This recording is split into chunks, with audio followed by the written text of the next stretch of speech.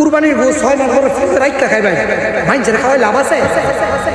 হ্যাঁ 1,80,000 টাকা কিনছি, বিশাল বড় গরু, 4 জনে ঘুষ পড়বো না হইল 50 কেজি কইরা 4 জনের ভাগে।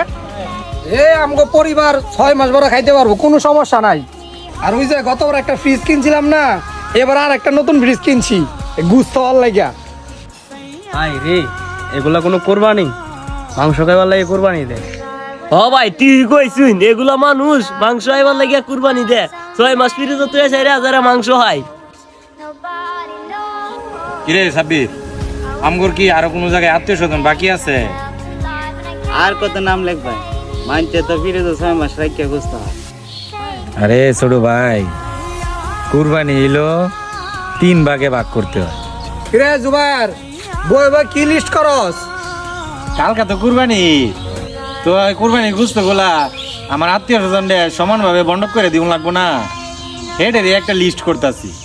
এই মিয়া, কুরবানি দিবেন, কুরবানির গো 6 মাস বড় ফ্রিজে রাইখা খাইবেন মাইনছের খাওয়াই লাভ আছে?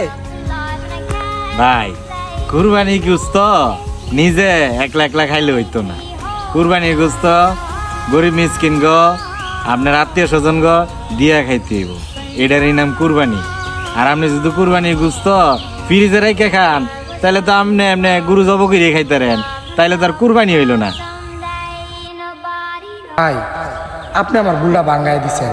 কালকে আমি কুরবানি দিয়া কুরবানির গোস 3 ভাগে ভাগ কইরা 1 ভাগ গরিব মিসকিনকে দিমু, 1 ভাগ আমার আত্মীয় স্বজনকে দিমু, আরেক ভাগ আমি নিজে রাখবো।